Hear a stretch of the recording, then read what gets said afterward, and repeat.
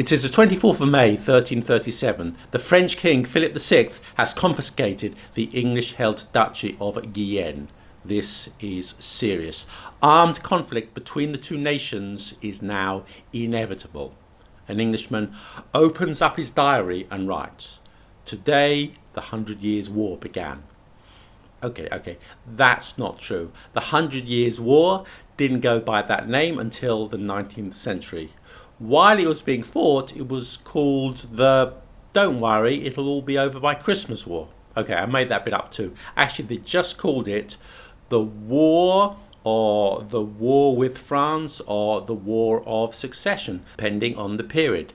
This video is about retronyms, how words and terms for old things change as a result of new situations or new technology. Live music used to be just called music because that's all there was. The First World War was obviously not known as the First World War while it was still being fought. It was known as the Great War. If you like word histories, then I've got some interesting stuff coming up about retronyms, and we might take some diverting detours that cropped up while doing my research for this video. So stick around, it'll be fun. Technology has changed the words we use for things, and sometimes we need to find a new word for the things that have been replaced. For example, a silent movie was not called a silent movie at the time. It was just called a movie or a film. Only sometime after The Jazz Singer was released in 1927 as the first talkie did they get referred to as silent movies. In fact, in the first few years, when speaking in movies was a novelty, they were referred to as talkies. And side note here, not everyone was convinced that the talkies would be a success. Until sometime around the mid-30s, many Hollywood movies were released in both silent and talking versions. In Britain, the first ever talkie was Blackmail by Alfred Hitchcock in 1929. There are two versions of the film, a silent version and a talkie, and I've seen both and they're both excellent. Here's a clip.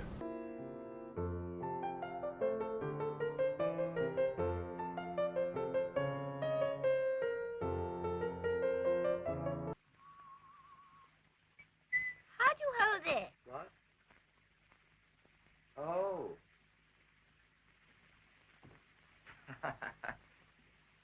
That's easy. I recommend the sound version, and you can find it on YouTube. And as well as being a great movie, you see lots of street scenes of London in 1929, which is fun. Also, the leading lady was a Czech actress named Annie Ondra, and it didn't matter in the silent version, but in the talkie they wanted an English voice, so an English actress, Joan Barry, voiced the scenes off camera. Now, Miss Andra, you asked me to let you hear your voice on the talking picture. But Hitch, you mustn't do that. Why not? Well, because I can speak well.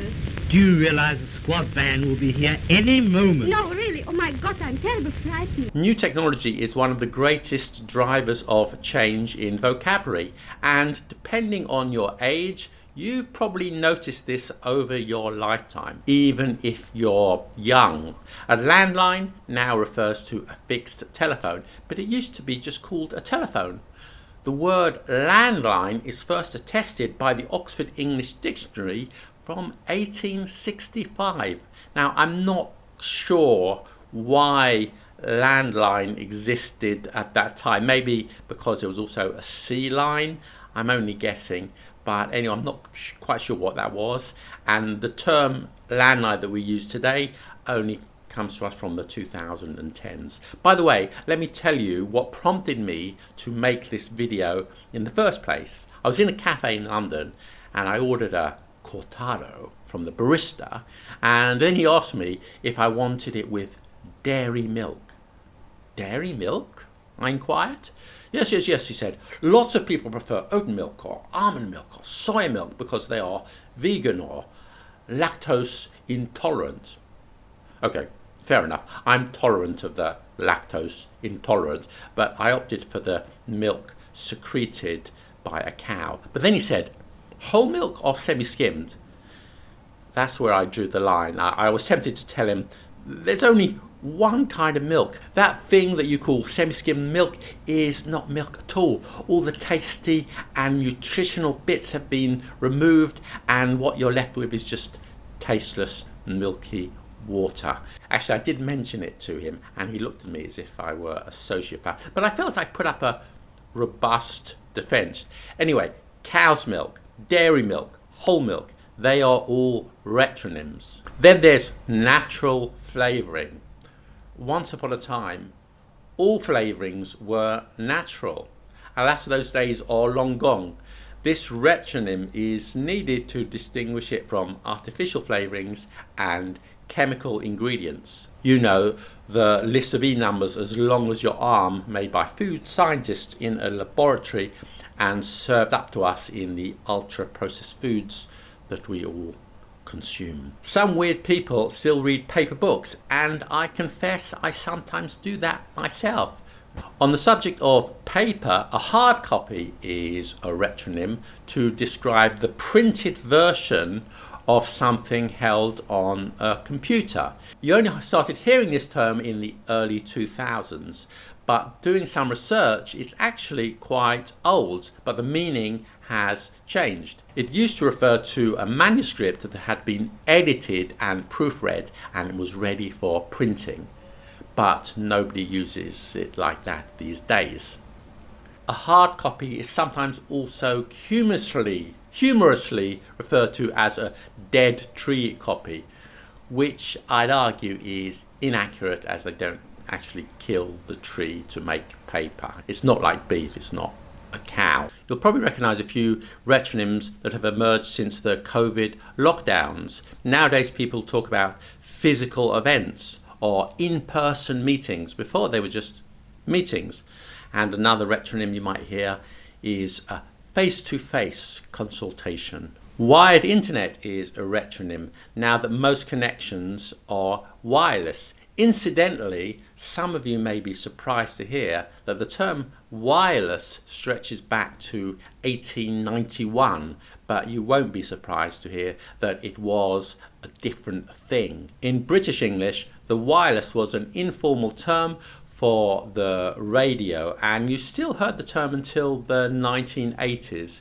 It was called wireless because there was a wireless transmission of signals with radio waves. An acoustic guitar was once simply a guitar.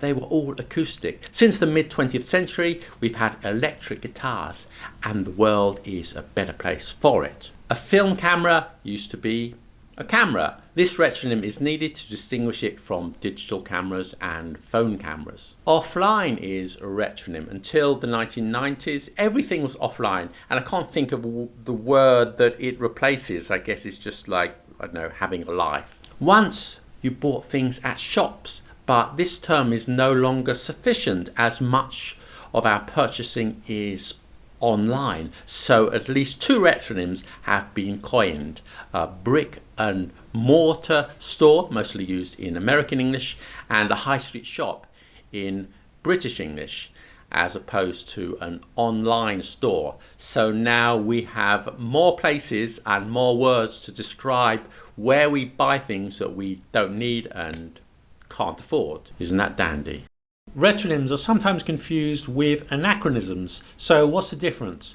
Retronyms are new words for old things, while anachronisms refer to words or things that are placed in the wrong time, usually by mistake, though not always. Let's look at a few examples of anachronisms. I remember reading an article which said that when Columbus first stepped foot in America in 1492, he thought he was in the East Indies. Now, of course, Columbus didn't step foot in America because America didn't exist in 1492. Do you think that after 5 weeks of sailing across the Atlantic, when Columbus's lookout on the Pinta spotted land, he turned to Columbus and shouted, "Look, America"? No, it didn't happen like that. Europeans didn't call it America until 1507. Until then, it was simply called the New World. Although it's true, Columbus thought he'd reached Asia, and he was convinced of that fact until his death. Side note here, most historians believe that America is named after Amerigo Vespucci, an early explorer. However, others disagree. If it was named after him, then why did they use his first name and not his surname? This never happened. It is always the surname. The country is Colombia, not Christopher. It's the Magellan Straits, not the Ferdinand Straits. The Cook Islands, not the James Islands.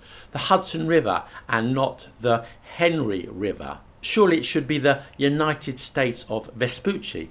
That's why some say that it's named after this man, Richard Amerique, a man from Bristol who funded several voyages to the New World. I've slipped up a few times, and in an earlier video, for example, I talked about Great Britain in the Middle Ages, but of course Great Britain didn't exist as a country until the 1706 Act of Union. There are some fun examples of anachronisms in movies. One of my favourites is in 1 million years BC. Not only are the girls 1 million years ago wearing makeup, they have beautifully styled hair as well as shaved legs and armpits. And there are also dinosaurs. It's not only careless directors who are guilty of anachronisms. In Julius Caesar by Shakespeare, he talks of a clock 1,300 years before they were invented. Have I missed any out? I'm sure I have. Let us know your favourite retronyms in the comments, and if you want to know more about all things English, then do sign up to my newsletter, link in the description, or become a Patreon. Wisdom guaranteed. That's all for now. Have a beautiful day.